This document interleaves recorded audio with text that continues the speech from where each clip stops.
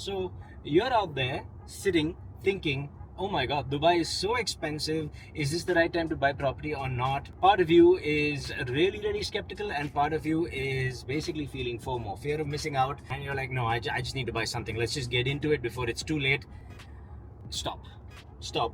You're going about this completely the wrong way. Let me explain to you that there is only three things that you need to think about. Three things that are going to happen in any market anywhere in the world. Number one, the market's going to go up. Great. This is great for everyone. If you don't buy now and you buy later and it just keeps going up, that's great too. If you don't buy into real estate, but the market's going up, it means there's more money flowing in the economy, which means there's more opportunity for other kinds of business. That's great too. But above all else, just go ahead and start looking for a property that fits you. And we'll talk about what property fits you very shortly. Then there's scenario number two. The market stays flat. Okay, this is also not a bad thing. As long as you're buying your first property, it absolutely makes sense to buy even in a flat market. Why? Well, you don't pay rent.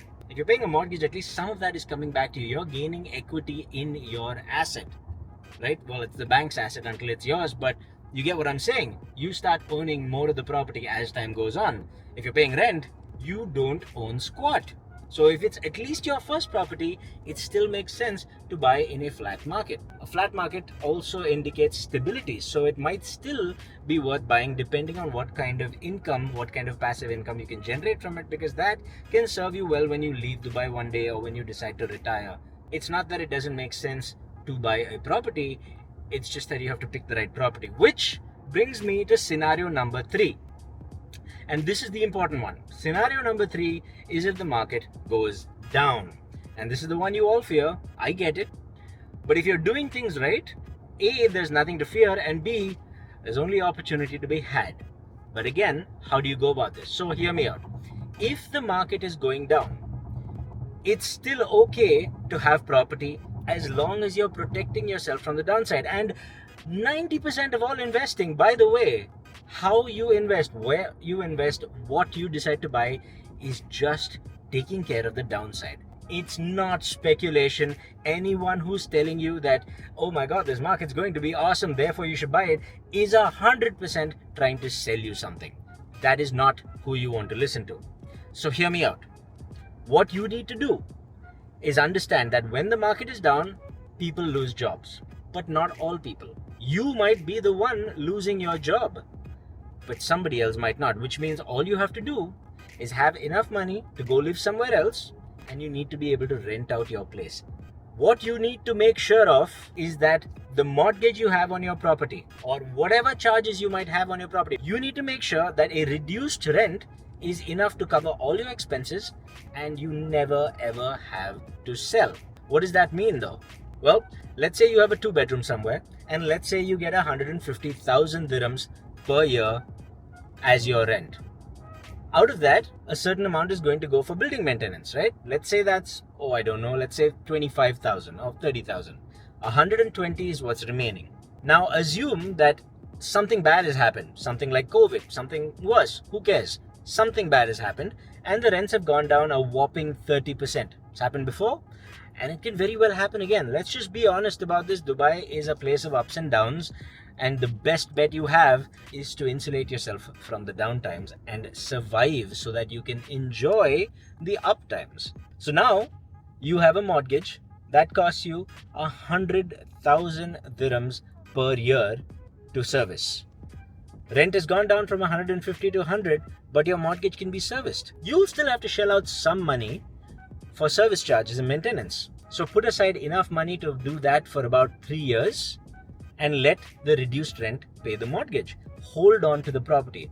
What you absolutely do not want is to have miscalculated because you got greedy and you thought, oh my god, this is the rent, it's going to go up, let me take more mortgage, let me remortgage it 2 times over, and then suddenly the market tanks and you can't pay it, and then you're desperately selling it and someone else will come along and buy it at a song of a price, because that is what a lot of people do.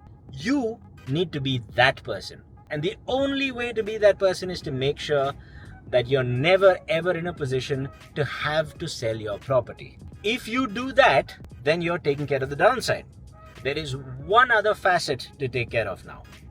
Number one, if you buy something, how easy is it going to be to sell it or rent it tomorrow? If you've bought a property and you're trying to sell it to me, and you need to convince me that it's a good property, then you've probably already bought the wrong property. That's not how you do it. You buy something where I come to you saying, hey man, I really want this place. What kind of price are you willing to negotiate to? You need to buy a place where I'm willing to come and pay that extra bit to rent from your building because it's that much nicer, it's more coveted, and I'm willing to spend the money. So there's only two things you need to do. Whether the market's going up, staying flat, or going down, the only two things you need to do is, number one, make sure that you can service your charges, whatever expenses there might be, in a down market with whatever passive income it will realistically generate. And here's the key word: be honest with yourself. Do not kid yourself. Say that the rent is going to be shit and see if you can either bargain the price of the property down to where your EMI, your monthly installment, is down, or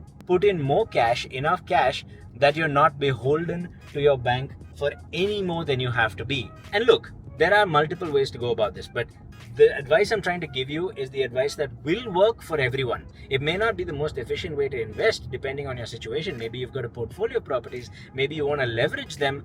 There are different ways to look at it, but for starters, for beginners, for people buying their first homes, and for people who are just unsure of how to go about it, this, what I'm telling you now, will work. And finally, buy a property that will just sell. Yes, it's going to be a little more expensive, but man, when it comes time to save you the money, when it comes time where you really are in a bind, that is what's going to hold you in good stead. That property is going to be in favor over everything else around it. That makes sense if you get the right price. And that's the trick. Riding that line between those two things, it's not easy. Anyone who told you real estate investing is easy and you'll just make money is bullshitting you, and they're trying to get you to buy something so that they can get their commission. It's not easy. You have to find the right price. There's a lot of hunting involved. When you do, it is massively rewarding, but only if you get it right. Remember, anyone can buy real estate anywhere, but to buy a good piece of real estate that'll actually set you up for life, that'll give you a properly rewarding passive income or just capital appreciation, it takes effort, and you've got to put in the effort. Now, what you could do is subscribe to this channel.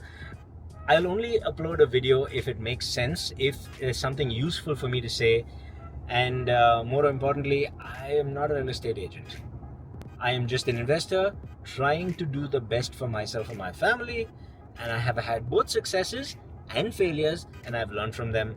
And I see that a lot of you want to get on this journey, but are going about it the entirely wrong way, and you're getting swept up with a lot of bad ideas. And we're just trying to change that. So please subscribe, maybe like the video if you like it, and I will see you in the next one.